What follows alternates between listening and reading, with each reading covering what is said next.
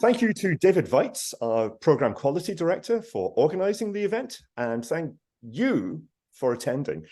I know these days we all seem to have increasing demands in our time, and I'm sure there are at least 16 other things you could have been doing this morning. So I wanted to pause for just 1 second and say how much I appreciate you being here today and spending your valuable time with us. Your being here today signals two very important things. Your being here today signals your intention to keep learning and your commitment to learning skills that are going to benefit your club members. For both of those, I want to thank you.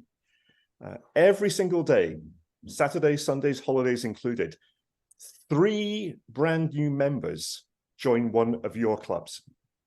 That's 3 people each and every day who are putting their trust in Toastmasters and in your club specifically to help them grow personally and professionally, to help them grow their communication and leadership skills. So that's a weighty responsibility for each of us. And that's why it's important that you're here and that you take away very practical ideas to help all of your club members succeed. Later on this morning, we're going to break into role-specific groups to discuss how we can improve our very particular skills. But first, we're going to review how we can work more effectively together in our teams. And to lead us through this first section, we are very privileged this morning to be joined by distinguished Toastmaster, Dawn Frail. Dawn is a former district director of District 60. And now she is the international director from Region 6. She's one of 14 international directors who sit on the board of Toastmasters International, setting policy, listening to member feedback, making the organization better. So for that service, Dawn, and for everything you have done within District 60 and beyond, we want to thank you. So she has very, very impressive credentials, but even more importantly for us today, Dawn is a highly successful business leader. She runs her own company and she helps top executives across Canada, and I think beyond Canada, develop their leadership skills and learn how to work more effectively in teams. Now, usually companies pay significant sums to access Dawn's coaching sessions, but today you can benefit from her deep knowledge and her immense practicality. What you're going to learn in Dawn's session is, of course, very valuable as you lead your club, and here's the added value. You're going to be able to apply the same principles to your employment, your family, maybe even your relationship with your significant other. I know that you're going to enjoy Dawn's presentation, and I know that you're going to get great personal and professional value from it. With that, please welcome Dawn Frail, Succeeding as a Team. Succeeding as a Team, Dawn Frail. One of the great pleasures we have in Toastmasters is our ability to improve our skills in so many different ways. In an organization like ours, where our tagline is "Where leaders are made," today is all about your ability to be an exceptional leader. And specifically, how can you be the great leader of a great team? So it's my privilege and my thrill to share with you some information today around how you can be more successful when succeeding as a team. Why are we focusing on teamwork?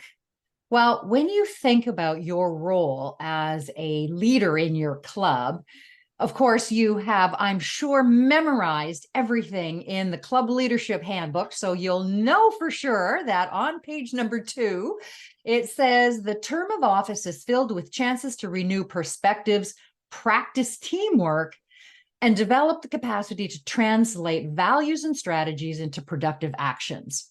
So I hope in some way, shape, or form you have, as you're going through this leadership experience and this learning journey with Toastmasters, in your LinkedIn profile or in your resume somewhere, you identified the ability to do these things well as a professional, as you are looking forward to developing in your career or whatever goals you're setting for yourself.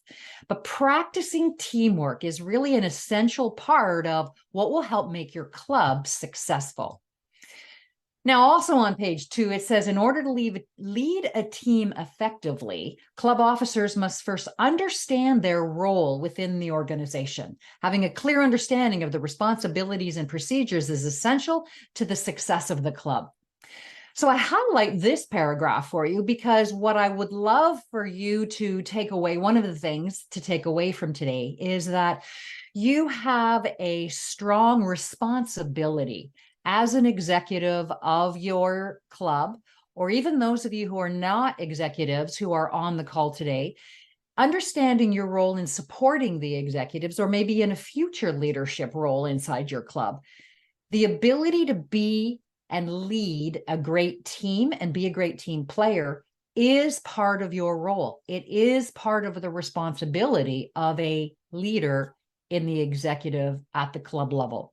So teamwork, in order for your club to be successful, in order for your members to be successful, because of course, that's how I personally, I don't know about you, but that's how I define club success is, are our members achieving greatness? Are they achieving their goals? Are we really functioning well as a club? Are we providing high quality meeting? All of those things don't happen in a vacuum. All of those things happen because the members of the club are engaged, and the club is led by an effective and eager and an empowered leadership team, the club executive. So we're going to spend about 50 minutes today talking about teamwork. Now, the source of the information that I'm going to share with you today comes from an author by the name of Patrick Lencioni. And you may have seen this book, The Five Dysfunctions of a Team. It just recently celebrated its 20th anniversary. So if you are a reader, has been around for a little while. And the idea of Patrick Lencioni's Five Dysfunctions of a Team is, how do you really get the leadership team of any organization? So whether it's your Toastmasters club, whether it's your district, and Andrew Horbury is district director and his team for the district level, whether it's the Toastmasters International Board of Directors, how are we operating as a team? How are you operating as a team at work? How are you operating as a team in other community organizations you belong to? How are you operating as a team in your family? So there are so many different ways we can apply this information, and we're going to talk specifically about how does it help us as club leaders today. I love the quote by Pat Lencioni where he says, if you get all the people in an organization rowing in the same direction, you could dominate any industry, any market, against any competition at any time. So if you could get people rowing in the same direction, imagine what your club could accomplish if you had your executive team rowing in the same direction. You could be the club that is you're a magnet because you're such a successful and an amazing club. Now, today is not only about helping clubs that maybe are looking for some help. Maybe you're struggling a little bit. Maybe the executive team is maybe not, firing on all cylinders, but you may be sitting there saying, but wait a second, Dawn, at my club, our executive is working really well together and we've got a great executive team in our club. Well, that's fantastic. So for you today, the question will be, well, how can you raise that bar even higher? So today's not only about dysfunctional teams, but it's about all teams and how can we go from where we currently are to being even better than we were. So that's the source. And I strongly encourage, if you do not have this book on your bookshelf or in your Audible library or on your wait list at your public library, I would encourage you to add this book to your list. It's a very easy read. It's fairly short. It's one of those books that starts off as a fable. So if you like reading the story part, then you'll enjoy the first part of the book. And then it gives you the model and how you can help build your team. So we'll also be doing an exercise that also comes from Pat Lencioni and his organization called the Table Group. And we'll be putting you in breakout groups. So we'll have an opportunity to do that today. But that is the source of the information that we are going to be talking about today. And I use this as a resource in a lot of the consulting work that I do, because so many people in organizations are having struggles because the leadership team or the team at the top is just not functioning well. So what's it like when you're getting, when you're rowing all in the same direction? I love these photographs. So the photograph on the right, you may recognize some of the people. This is the year that I was district director for District 60. Wendy Williamson, who I believe is on the call today. Yes, I see Wendy there. Was our program quality director, and Anita Patek was our club growth director. So as a team of 3, we really needed to be rowing in the same direction if we were, as a team, going to be cohesive and help the team be successful. And then the photograph on the left, of course, is our team of division directors from that year. So when you think about how can we really, truly be successful and have fun. I mean, I don't know about you, but I do not want to participate in spend my spare time, my free time, my volunteer time doing something that's tedious and it's just, drudgery and not having fun. Well, I'm not interested in doing that, not at all. So when we have this opportunity to really strengthen the team, then we really have this opportunity to have fun and be successful together. But it requires that we all row in the same direction. And how do we do that? How do we get rowing in the same direction? Well, one way is to use Pat Lencioni's 5 Dysfunctions of a Team model. And what the book talks about is that these are 5 root causes that lead to a team's failure. And as I said before, you can use this for Toastmasters. We're focusing today on the club executive and what that might look like, but it's Toastmasters and beyond. There are so many applications and so many ways that we can use this model as we think about, teams that we belong to. So the model itself is a pyramid with trust at the bottom. I'm guessing that, any of us who are involved in communication, leadership, teamwork, it's no surprise to you that teamwork is at the bottom, and it's the foundation. It's where we need to start. And that's in fact the case with this model. Then conflict, commitment, and accountability, culminating in what we're all trying to accomplish together, is results. So I'm going to go through each of these individually, and I would like you to please open up your chat window, because I'm going to be focusing on what thoughts you have and what ideas you have. And I'd like you to, be madly typing into the chat, and I'll do my best to keep up, because I know everybody is just going to be putting so much in. I will do my best. But our goal here is to go through the model to help us understand, how does this relate to us as club officers? So let's start off with trust. Trust is the first layer or first step, if you will, in really understanding what causes dysfunction in a team. And when absence of trust is what's happening in your team, you see things like a lack of vulnerability. People are just not open and not, sort of willing to take risks with one another. They're not able to ask for help. And as I go through these things, think about the club executive team that you currently are on. And do you recognize any of these things? Because what I'm going to be asking you to type into the chat is, where can you see this in play in either your club executive that you're in currently, or perhaps a previous executive team that you have been in? So not willing to ask for help, and sometimes, sort of getting in too deep. How about people who can't admit mistakes? This really is about, are we able to, make a mistake, admit it, and then ask for help and get some ideas around, well, how do we solve it? We're learning together in this Toastmasters journey. And so how do we actually do that? What we have when there is an absence of trust is this lack of genuine transparency and honesty. And so there's, there can be, we'll talk about artificial harmony. Well, if we don't have this level of trust, then it creates for us a very weak foundation in the fabric of our team. So when you think about absence of trust, what would this look like? So hopefully you've got your chat window open, you've got some ideas flowing through your head, and would you please type them in? So I see sort of some people saying hello. That's fantastic. One of our club members says relationships move at the speed of vulnerability. Wow, I love that. For sure. If you have an opportunity to be vulnerable, so many things can happen so much more quickly because there's just that dynamism between the people who are in the team, because you really gel. People saying good morning. If I don't feel trusted, I don't feel like participating. Yeah, Ken, that's exactly what happens when people don't feel trusted. They pull back, and we'll talk about that in a second when we look at the next one. Lack of trust, not sharing or participating. Thanks, Wendy. Daniela, without trust, members don't volunteer to participate much. You'll see more shyness and hesitancy.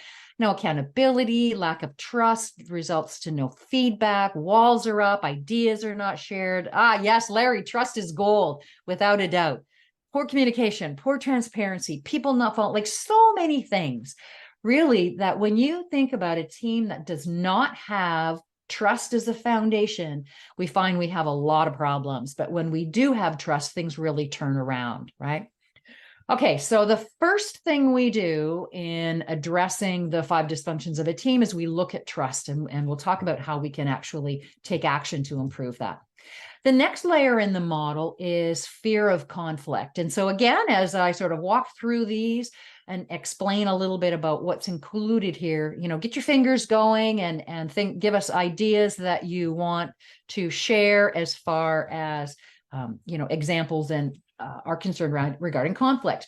So conflict, when we see this word conflict, sometimes we think, oh, conflict is to be avoided. And if there's conflict present, something must be wrong. And we've got to stop it in its tracks if we want to be a great team.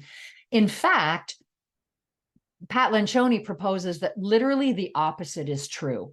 We want to have conflict. And when we say conflict in this context, we're talking about robust dialogue and wrestling around great ideas.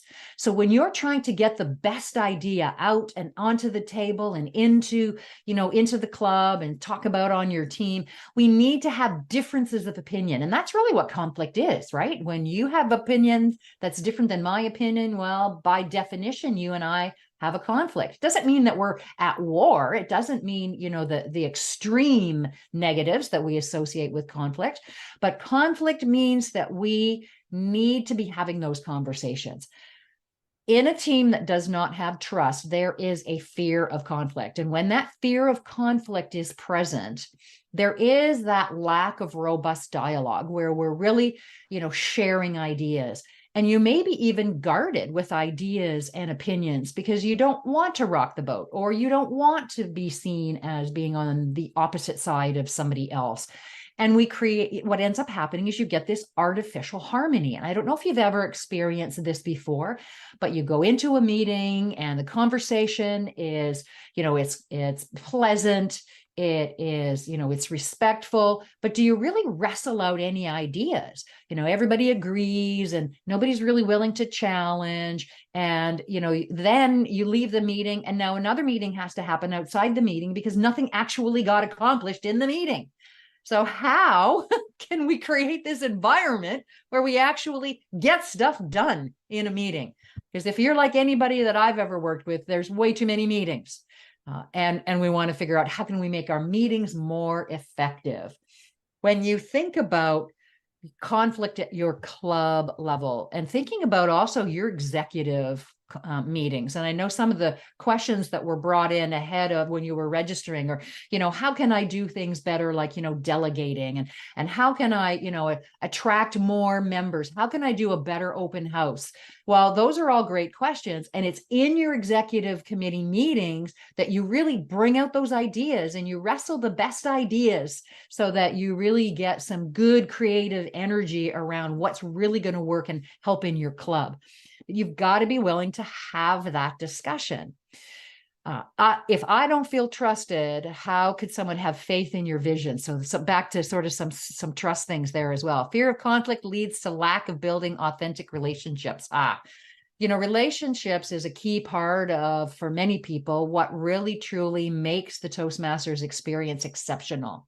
And if you have that fear of conflict, then, they're superficial relationships and you don't really build really good ones.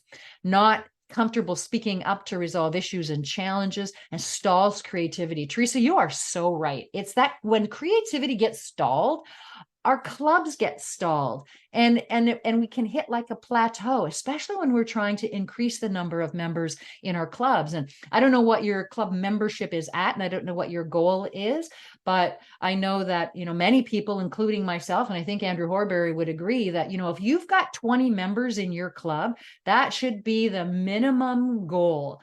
That if you're not at 20, you should be looking for ways to get to 20, because you just have such a more powerful meeting.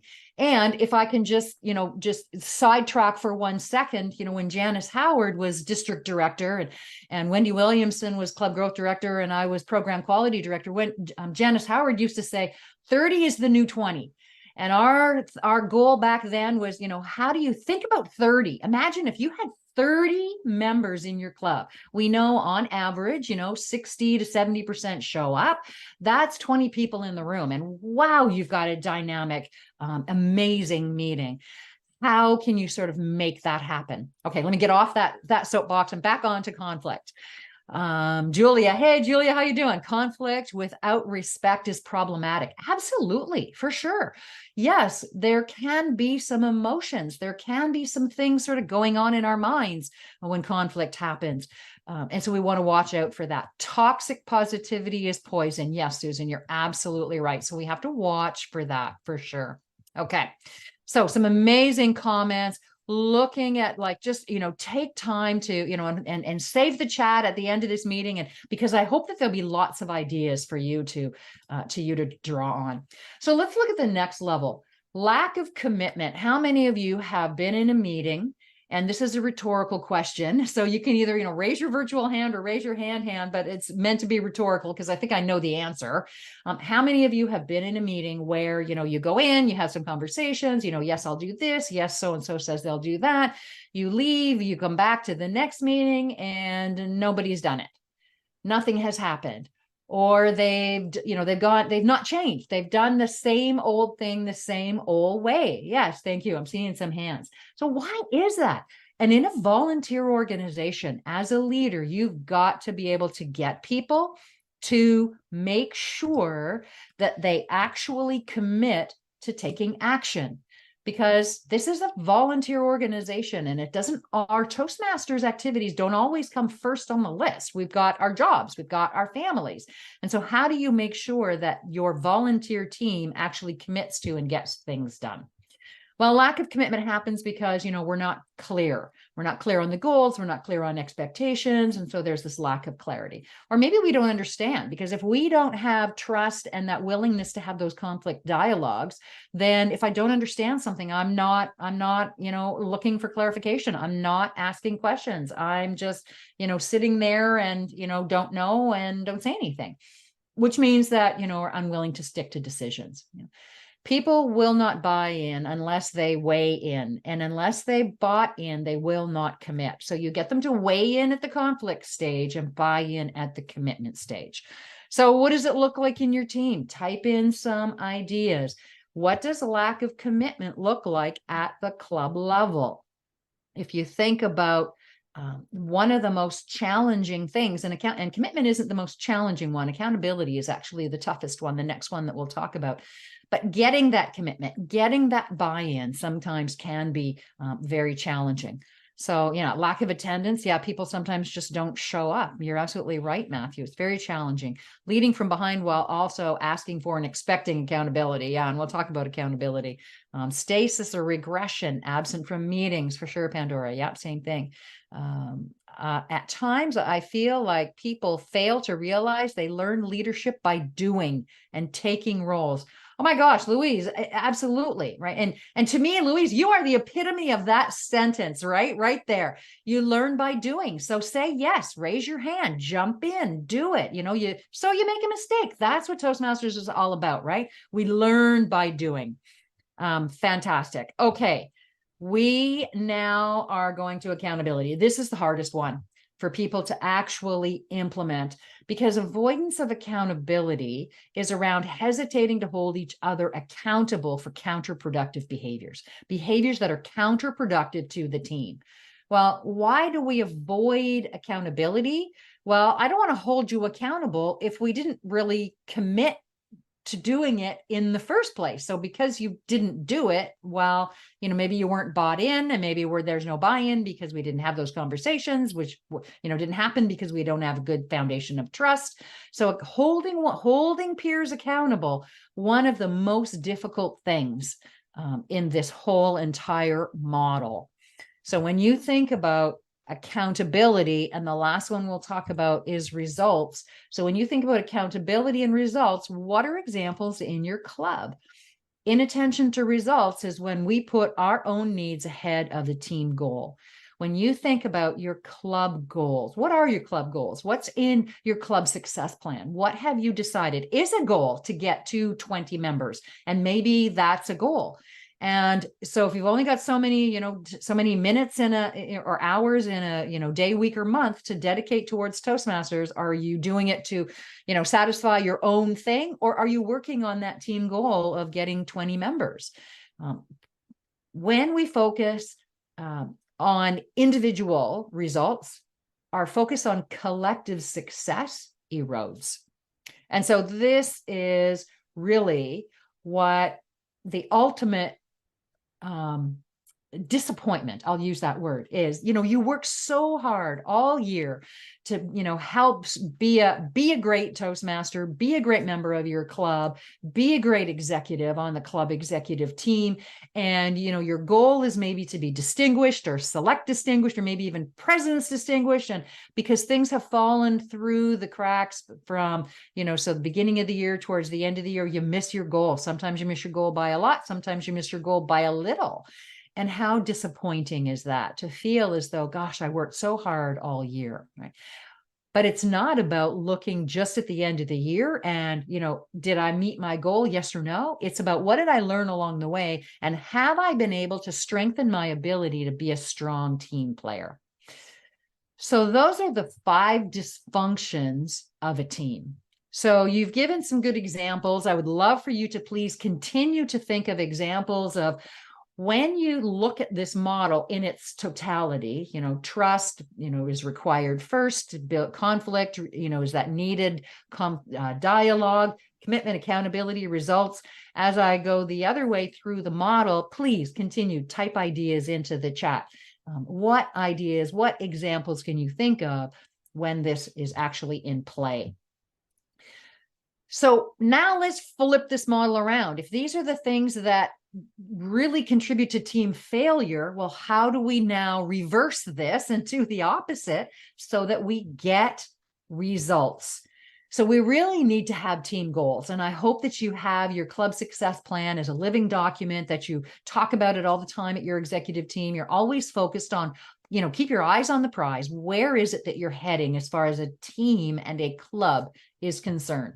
Because to achieve team goals, you've got to be able to hold each other accountable to a clear plan. And do you have that plan?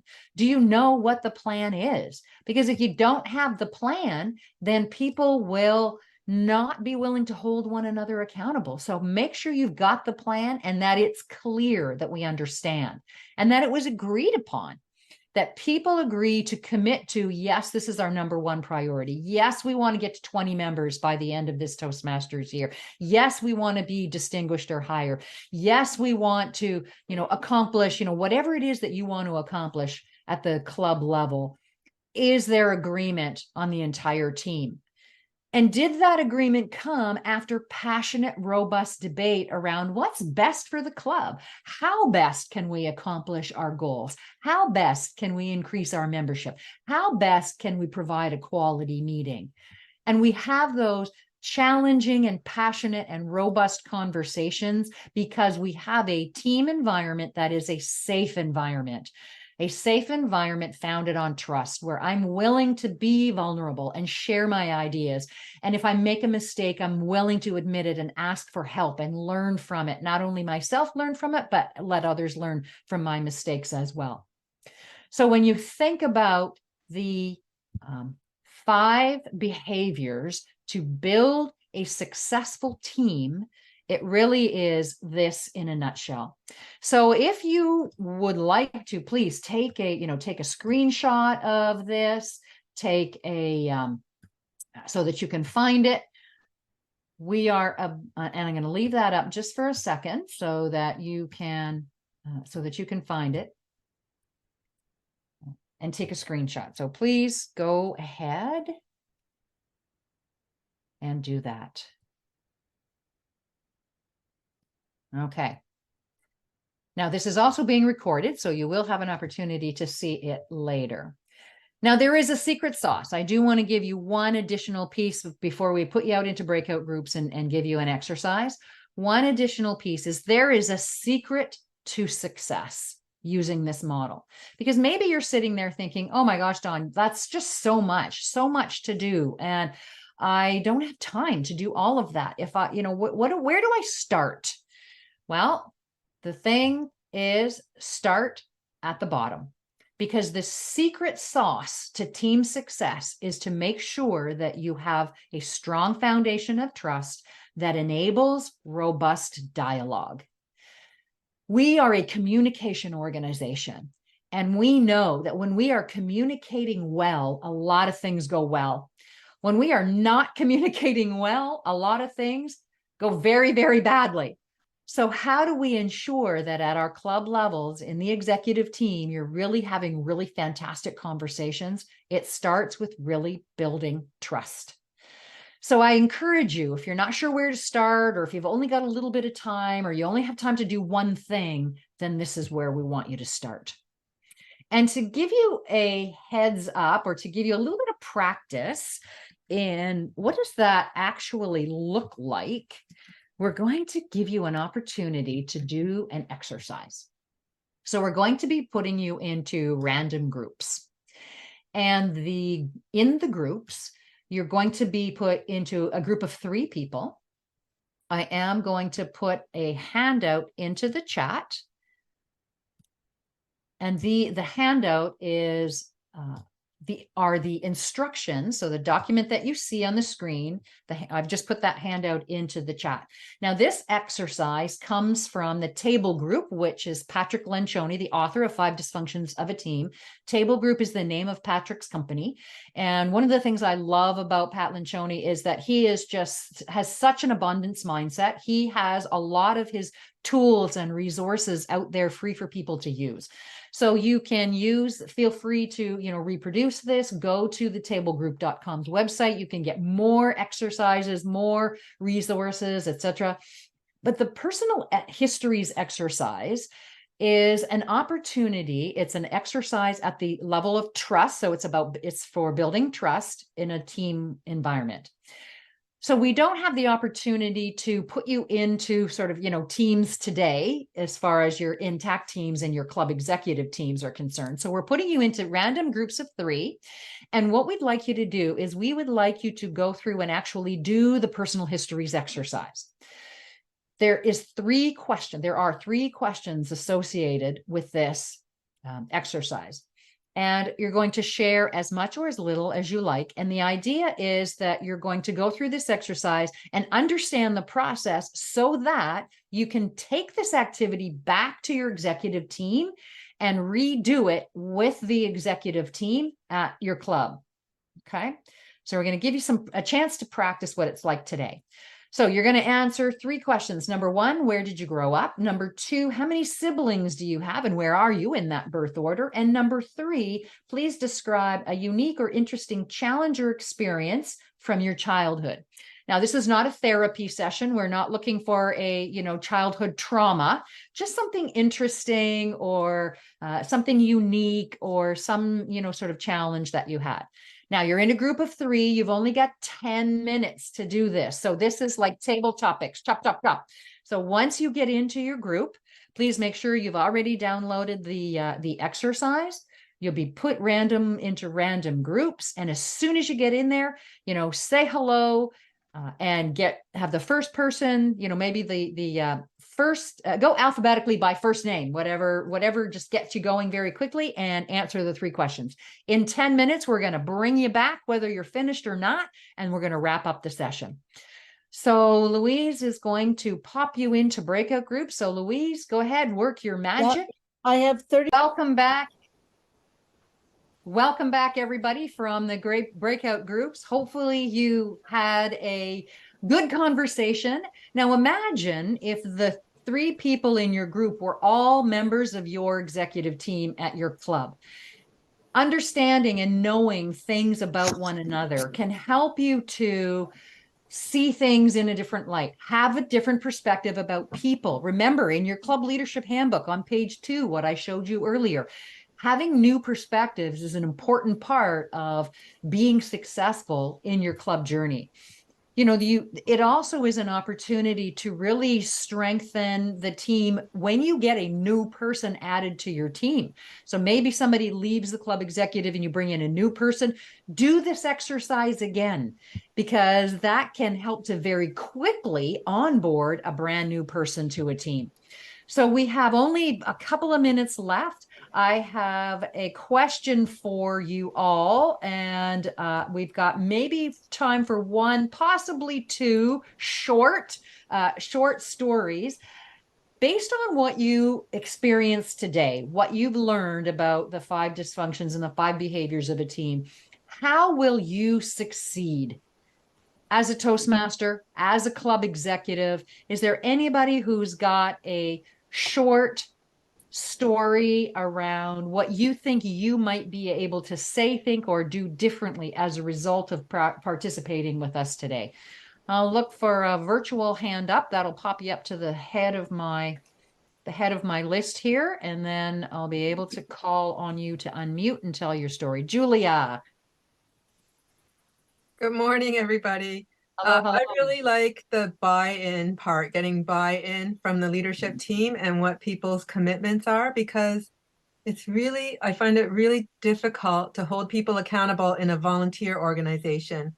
It's not like in work where a manager has a lot of control in terms of bonuses and annual reviews and things of that nature, promotions even.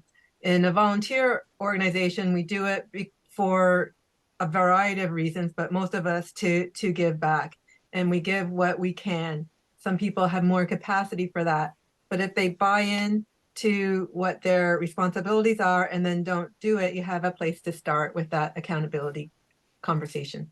Yeah, exactly, Julia. And I love where you went with that as far as the buy-in is concerned. Okay, we don't have any time. Thank you so much to Sandy and Naveen and Ed for putting up your hand. I appreciate it. I imagine that we could be here all day listening to amazing stories, but it truly is, I think, a testament to the power of your commitment, of your dedication, that you are here on a Saturday, round 2, participating in club officer training. I know you've got another hour to go as far as, learning amazing things about your role. But I would encourage you to continue to think about how will you succeed, not only as a team in Toastmasters at your club, but how will you succeed at work? Take this to your work team. How can you be a better team player? How can you be a stronger team leader? How can you take this to your family, to your personal life? Do you have a large family, extended or otherwise? And how are you showing up in your family?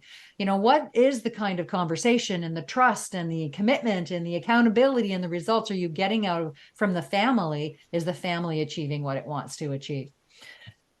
I believe strongly that we just have so much to give and so much to get from being a member of Toastmasters. And I would like to say it is truly a great honor and pleasure to be serving as your international director from Region 6. Toastmasters has just been an incredible opportunity, and it has been an amazing part of my learning and life journey. And it was really thrilling to be in my home district, sharing with you information that I'm truly, truly passionate about. So I thank you very much. I encourage you to just be a sponge in the next hour and just soak in as much as you can, even in the conversation about to go in. Think about, how can you be vulnerable? How can you admit mistakes? How can you ask questions? How can you do all of the things that we just talked about? How can you actually do it in the next hour? If you do, if you are willing, imagine what your club can achieve, what your Toastmasters members can achieve, and what you personally can achieve by being part of a successful team.